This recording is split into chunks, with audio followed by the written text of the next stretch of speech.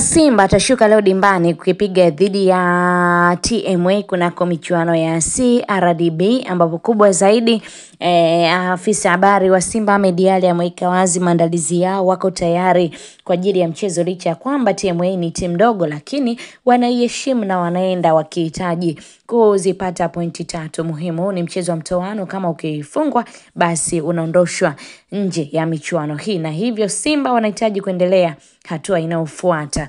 Mishale saa 10 jioni katika uwanja wa KMC Mbungi, hii ndio itaenda kupigwa, lakini pia mjadala mzito umeibuka kuhusiana kiwango cha Joshua Mutale Budo, ambaye kwa mara ya kwanza alivyoingia kwenye kikosi cha Simba aliimbwa kwa kiasi kikubwa. Performance yake wengi walifurahia michezo ya mwanzo kabisa, lakini baadaye kama mambo yakaenda tofauti kwa upande wa Joshua Mutale, kile kiwango ambacho watu wengi walikiona kutoka kwake hawakukiona tena. Maswali yakabakia ni mengi zaidi kwa watu mbalimbali. Nini hasa kimempata Joshua Mutale? Kile kiwango ambacho alikuwa nacho kimeenda wapi? Ule ubora aliotoka nao katika ligi ya Zambia akiwa MVP kimeishia wapi kwa upande wa Joshua Mutale? Nini hasa kitaendelea kwenye karia yake, watu wakiona mwenendo wake hautakuwa mzuri kunako kikosi cha Simba? Huenda pia kama ataendelea kuwa hivi, dirisha kubwa la usajili mkono wa kwaheri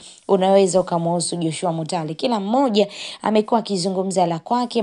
Mazingira pia yanaweza kawa sababu ya wachezaji kutoka perform vyema, hasa wakitoka eneo moja kwenda eneo jingine. Tujuze na wewe maoni yako kuhusiana na hili. Kubwa tu usiache kusubscribe katika YouTube channel yetu ya Mtanange TV kama bado haujaweza kufanya hivyo, ili uendelee kujipatia taarifa zetu mbalimbali kwa haraka zaidi. Asante ambaye tayari umekwisha kuwa mwanafamilia bora wa Mtanange TV kwa kuendelea kufuatilia taarifa zetu mbalimbali za kimichezo.